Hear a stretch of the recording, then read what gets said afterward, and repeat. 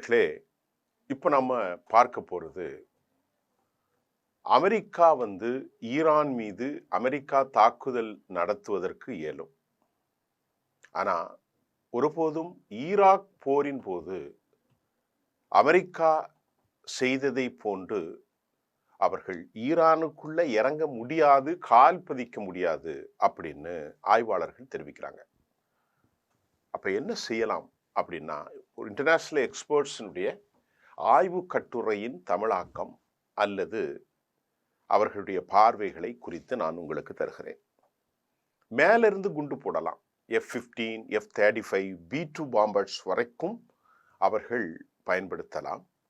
ஆனா விமானத்தின் மூலமாக தாக்குதலை நடத்திவிட்டு களத்தில் உள்ளே ஈராக்கில் அவர்கள் மாட்டிக்கொண்டு சிக்குண்டதை போன்று ஈரான் உள்ளே சென்று அவர்களால் தாக்குதல் நடத்த முடியாது.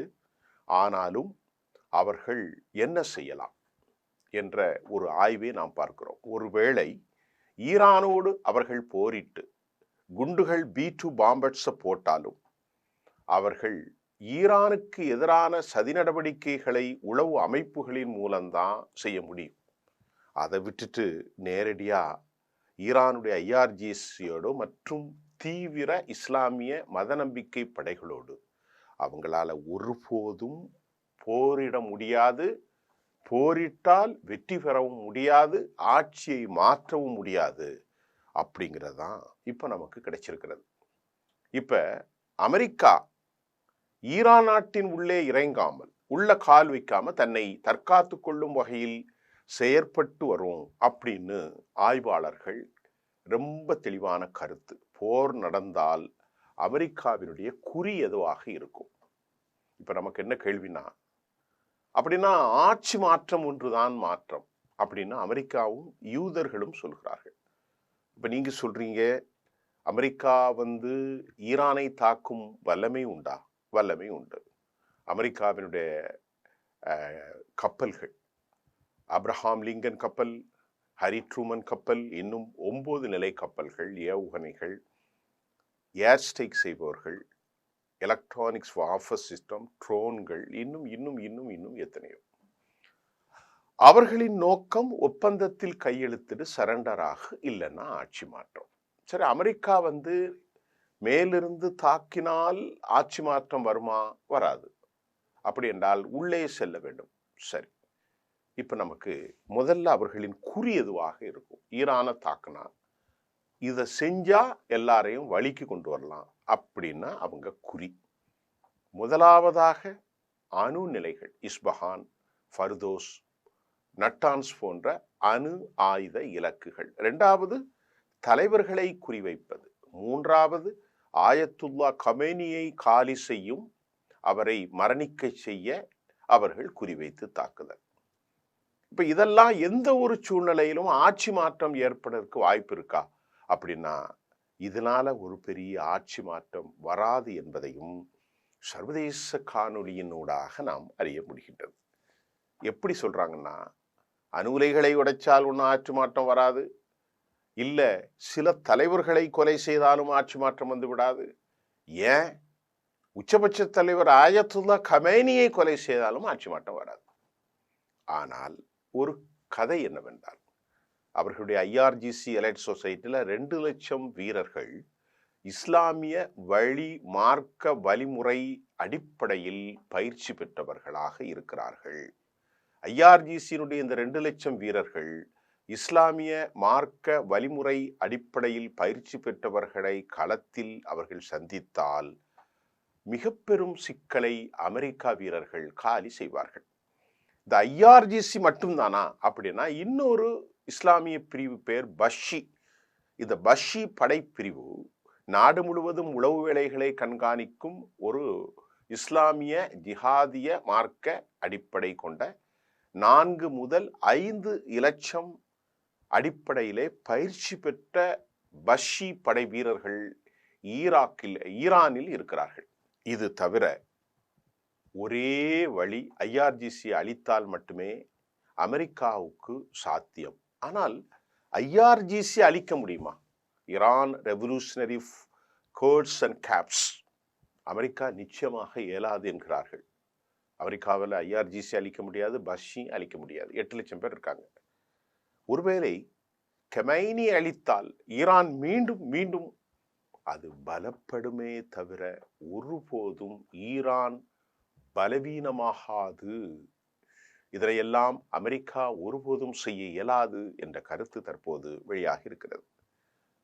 அமெரிக்கா பாரசீக வளைகுடாவில் நிறுத்தப்பட்ட கப்பல்கள் நீங்க பாருங்க, துணை குழுக்கள் ஏனைய கப்பல்கள் முழுமையாக அழிக்கப்படும் என ஈரான் ரொம்ப ஹொலிஸ்டிக்ஸா ஃபுல்ஃபில்லா நிறைவாக சொல்கிறார்கள். நாங்கள் முழுமையாக அழிச்சிருவோம்.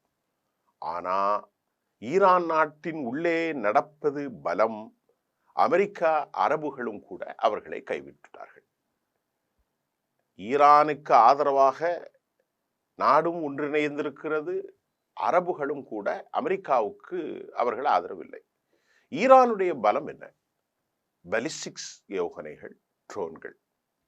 பலவீனம் ஈரானுடைய விமானப்படைகள் ஒன்றுமில்லை, குண்டுவீச்சு விமானங்கள் இல்லை என்று சொல்லப்படுகிறது. அமெரிக்காவுக்கு ஒப்பான கப்பற்படை கிடையாது என்றும் சொல்லப்படுகிறது. ஆனால் இப்பொழுது SU-35, SU-34, அதாவது 57 மற்றும் நவீன ரகம் கொண்ட ரஷ்ய படைகளின் விமானங்கள், வடிவமைப்பு கொண்ட விமானங்கள் அங்கே இருப்பதாகவும் நமக்கு செய்திகள் வந்திருக்கிறது. குறிப்பாக அமெரிக்கா சைபர் தாக்குதல்களுக்கு பயன்படுத்தி ஹேக்கர்களின் மூலமாக அவர்களை இன்னும் பல சிக்கலை ஏற்படுத்தலாம். ஒருவேளை போர் நடந்தால் அமெரிக்கா நவீன வடிவமைப்பு கொண்ட F-35 விமானங்கள் மற்றும் கடற்படை மற்றும் சைபர் தாக்குதலுக்கு பயன்படும் ஹேக்கர்களின் மூலமாக பெரும் சிக்கலை ஏற்படுத்தலாம். நிச்சயமாக வெளிப்படையாக அமெரிக்கா எல்லா விதத்திலும் வல்லமை கொண்ட தேசம் என்பது இங்கே நிரூபிக்க வேண்டிய கட்டாயம் அல்ல, அது எல்லோருக்கும் தெரியும். ஆனால் அதே நேரம் இஸ்ரேலுக்கு எதிரான 12 நாட்கள் நடந்த போரில் இஸ்ரேல் இராணுவம் மற்றும் அதே நிலைகளை குறிவைத்து தாக்குதல் நடத்தினார்கள்.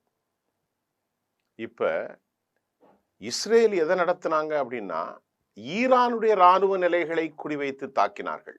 ஆனால் ஈரான் இந்த முறை பொதுமக்கள் வாழுகின்ற டென்ட் பாப்புலேஷன், அடர்த்தியான மக்கள் வாழும் யூத குடியிருப்பு பகுதிகள், ஏராளமான பொதுமக்கள் இதில் இறந்த நிலையில் இஸ்ரேலிய இராணுவம் வெளியிட்டுள்ள கணக்குகளும் 31 பேர் அது நிறைய இருக்கலாம் என்றும் நாம் நம்பப்படுகிறது.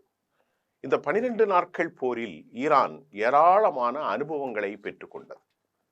அன்எக்ஸ்பெக்டடா தான் நடத்தினாங்க, திடீரென நடந்துச்சு அமெரிக்கா. ஆனால் இப்போது prepared will enter the battle field, அவர்கள் தயாராகி நிச்சயமாக நுழைவதற்கான ஆல் ஆக்டிவிட்டீஸ் ப்ரிப்பரேஷன் எல்லாம் அவர்கள் தயாராக இருக்கிறதாகவும் சொல்லப்படுகிறது.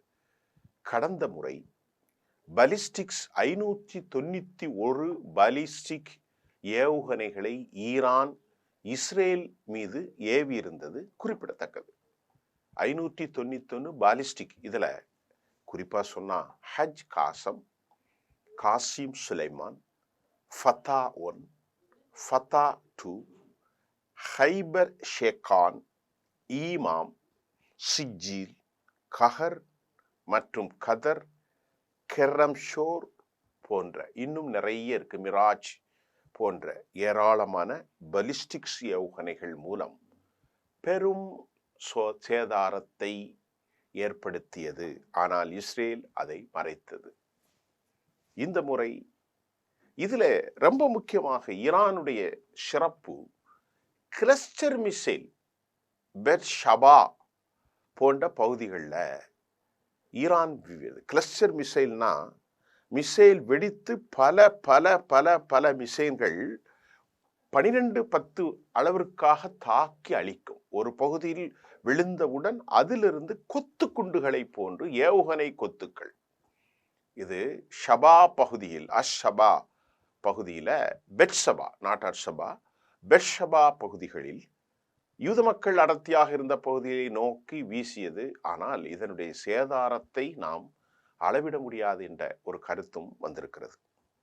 இதற்கிடையில் ஈரானுடைய நடவடிக்கை ராஜதந்திரம் இருந்த போதிலும் அமெரிக்கா ட்ரம்ப் ஆதரிப்பதாக தோன்றுவதால் ஈரான் மீது எப்படியாவது தாக்குதல் நடத்தி விட வேண்டும் என பிரஷர் கொடுக்கிறாங்களாம் இஸ்ரேல்.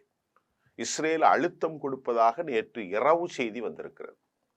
அதுக்காக இந்த கடந்த ஒரு 2 தினங்களுக்கு முன்பு 30ஆம் தேதி IDF படை தலைவர் இஸ்ராயில் சமீர் தனி விமானத்தில் அமெரிக்கா சென்று போர் நடத்த வேண்டும் என அழுத்தம் கொடுத்த நிலையிலே பல்வேறு பேச்சுவார்த்தைகள் பெண்டகனில் அமெரிக்காவில் நடந்து தற்போது அவர் இங்கே திரும்பியிருக்கிறார்.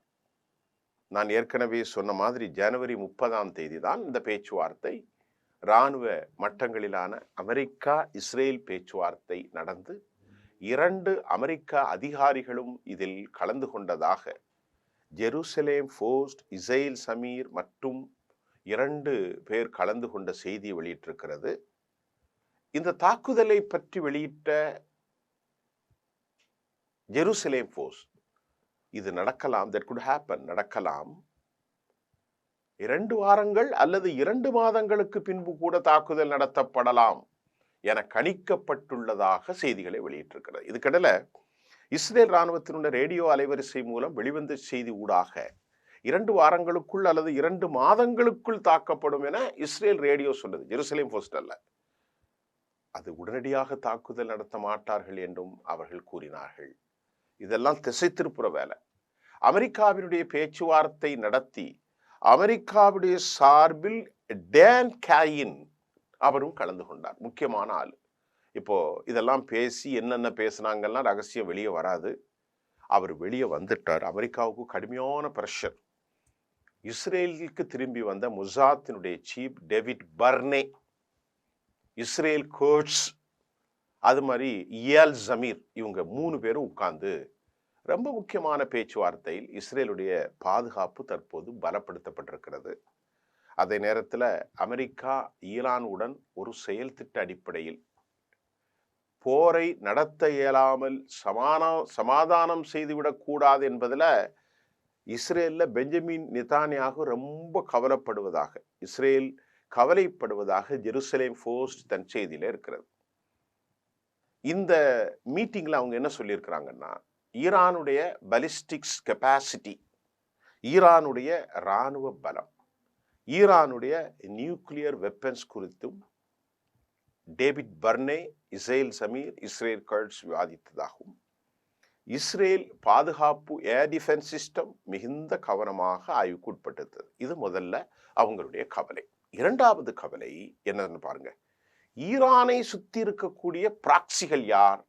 ஹிஸ்புல்லா, ஹவுதிகள், அது மட்டும் இல்லாமல் சிரியாவில் இருக்கும் இஸ்லாமிய படைகள், ஈராக்கில் இருக்கும் இஸ்லாமிய ஷாட் ஹிஸ்புல்லாக்கள், இவர்கள் அனைவரும் வல்லமை குறித்தும் இஸ்ரேலில் விவாதித்தார்கள். போரென்றால் எல்லா முனைகளும் அடிக்க வந்துடும்.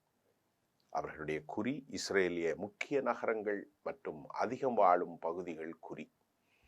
இன்டெலிஜென்ஸ் தகவல்கள் அவர்கள் பரிமாற்றம். அமெரிக்காவுக்கு சென்று வந்த பிறகு இராணுவ பலவீனம் சரி செய்ய உடனடியாக நடவடிக்கை எடுக்க இஸ்ரேல் துரித கதியில் வேலைகள் ஆரம்பிச்சிட்டாங்களாம்.